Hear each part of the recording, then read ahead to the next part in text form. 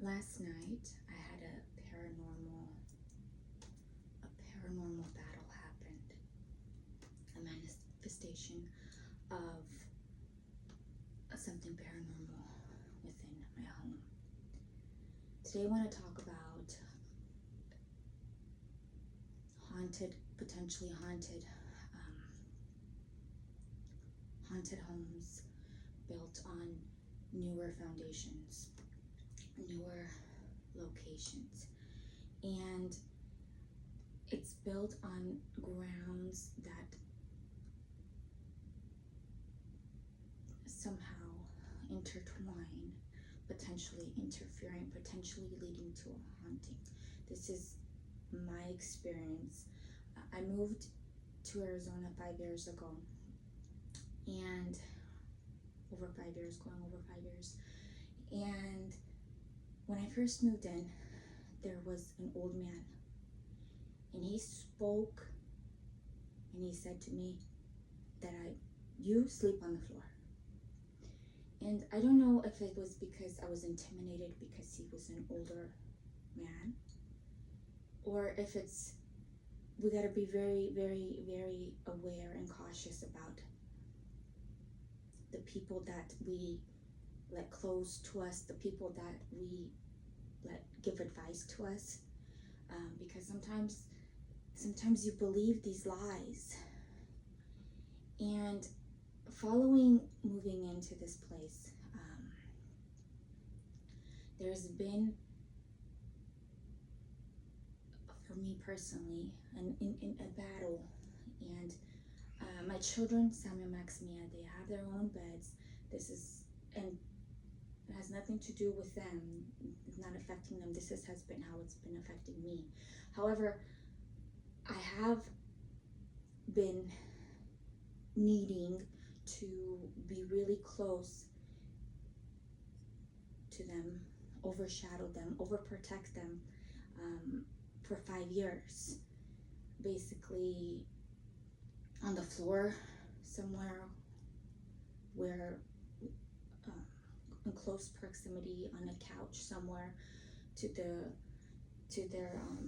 location every single night for 5 years. Last night, for the last two nights, I've felt within myself a change, and almost like a step, a movement forward. And I've put my Sam and Max and Mia, I put them, actually they still sleep in the same part of the house, but I put myself in a completely opposite side of the house. I live in a 4-bedroom home, and pretty big, and I purposefully put myself complete opposite side of the house. And the first night I slept in a bed, and I slept in a separate room, locked separate room, completely opposite. I just took this step of faith, and I felt ready to do this step forward. And it's a big deal for me, because I've never really been in a situation like this where I feel like I've been battling and fighting some hidden force. Sometimes it manifests through the electronics, sometimes it manifests through anger, sometimes it's a presence that it's there, but it's not there. Anyway, for two nights. First night I slept in the room. Again, it's completely separated, opposite side of the house, in the room, locked with the bed. And let me be very, very clear. It's not a matter of needing a bed. I have, in fact, more beds than I need. I have an extra, I think, 1 or 2 beds, extra bed actually. I have plenty of beds for each of first my Sam and my Max, my Mia, for myself, and for the, anyway, I do have. It's not a matter of needing beds. That's not the issue. That's not the problem here. The problem has been two-step. First, a big oppressive, almost heavy non-seen force that has been at play, that has been at battle, and it's been really, it feels like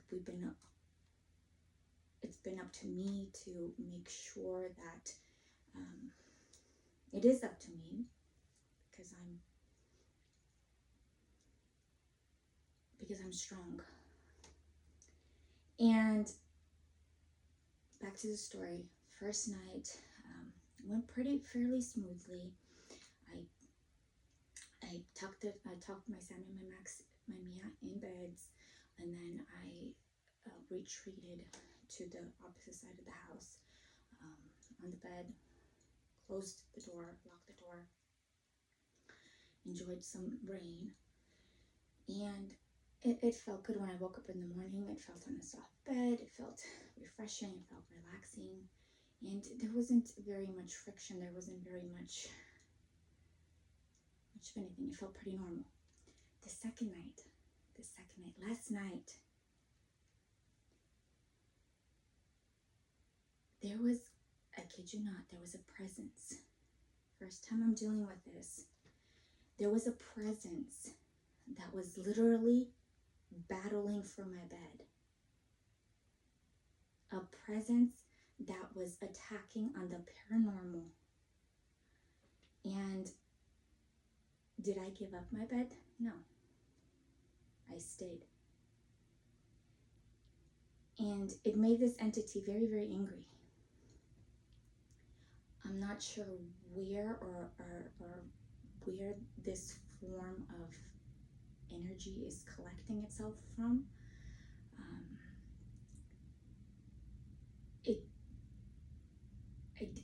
I feel like it's not a threat to my Sam and Max or my Mia. It has an issue with me, and for whatever reason, it doesn't want me to have a bed, which is very strange and bizarre and peculiar.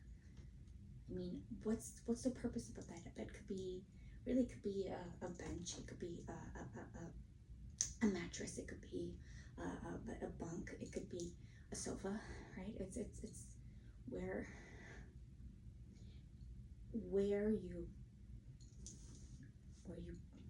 rest. What's the purpose? Why is this such a big issue in haunted Arizona? And does it have to do with the elevation?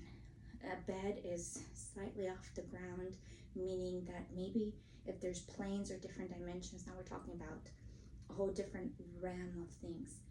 Is it because the bed is elevated off the ground level? And why was it very important for this man to lie and to speak this into or try to speak this when I moved in, you on the floor? And why does the psyche, or why does the subconscious sometimes believe these lies? It's really important. I'm learning from this experience to be very careful to the voices, to the people that you listen to, because a lot of it has to do, and it surfaces from feelings of non-good. If you're a good person and you find yourself just living your normal life, your best life, doing the best you can, then, and you find these interferences, you find these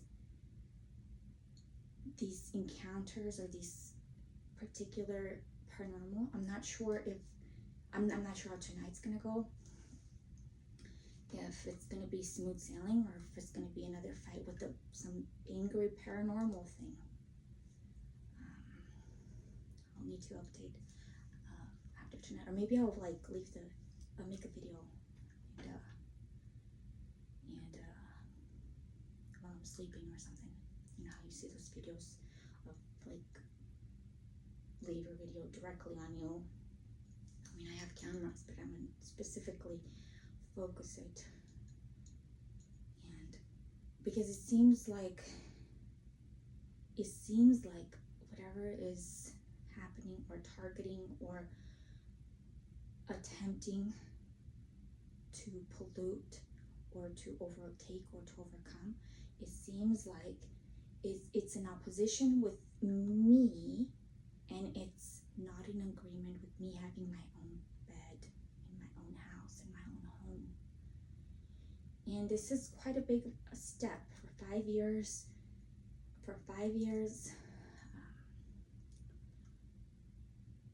I have moved forward, and I have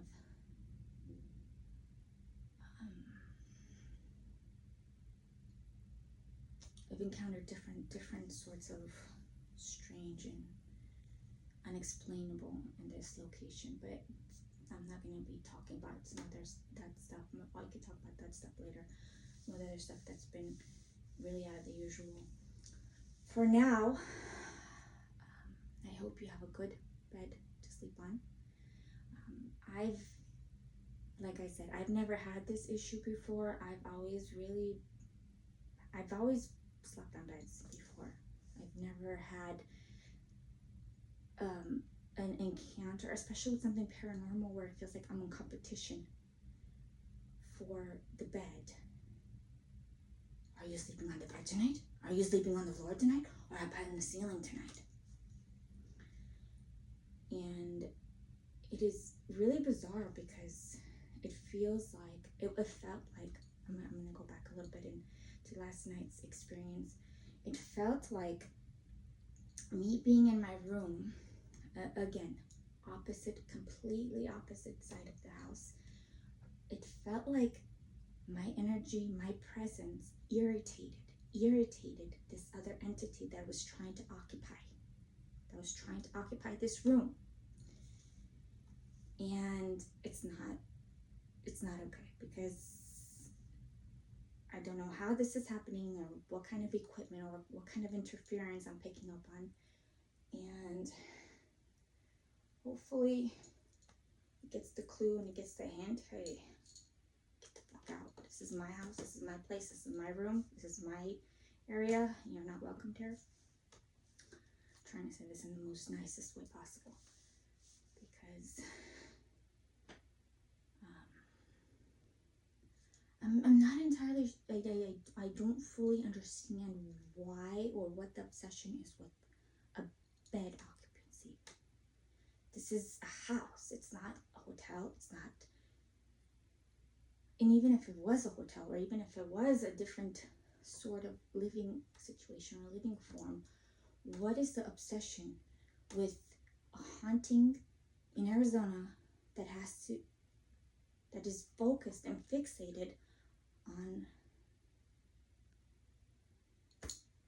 sleeping on the floor versus sleeping on a bed versus sleeping in a chair versus sleeping on a bench, or versus sleeping standing up?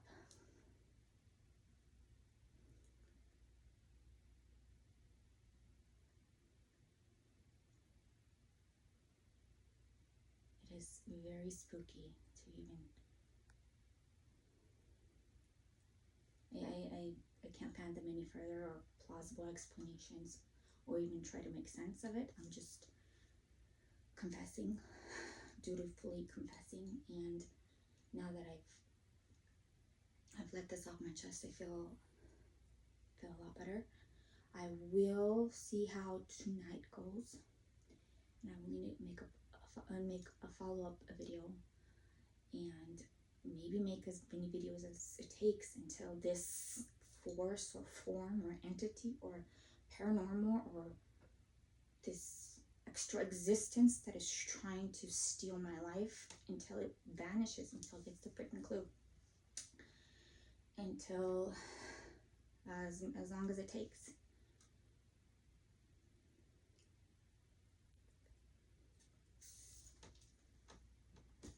On that note,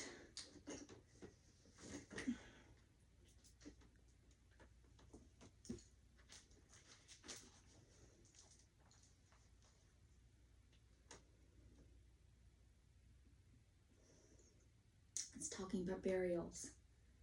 How fitting to the personal experience I just shared.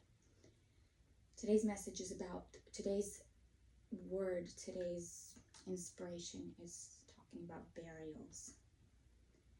What does a burial have to do? A graveyard, a resting place, a final resting place, a place where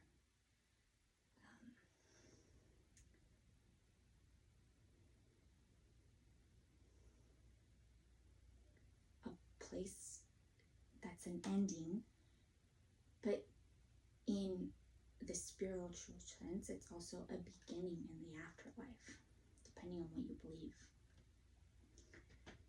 And it looks like it's talking about overcoming canopies, tents, overcoming. How fitting for my situation. Overcoming. You know, sometimes I wondered, maybe my house, my home, this whole entire locale has been built on a graveyard. Sometimes I have been pondering, and if it's been built on a graveyard, the soil built on a graveyard, does the bones, does the remains of the, it's a different story for another day.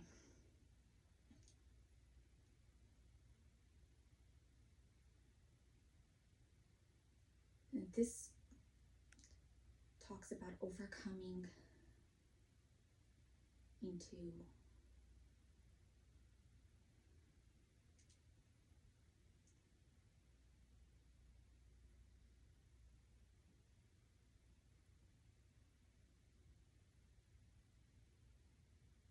overcoming the snares of death.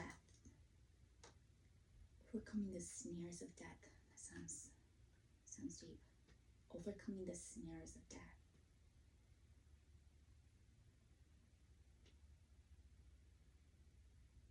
And it also talks about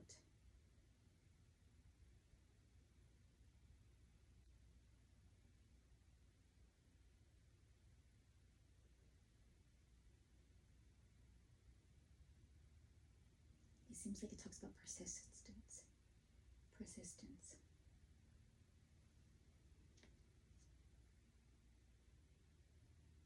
Kind of goes with my story, with my personal testimony.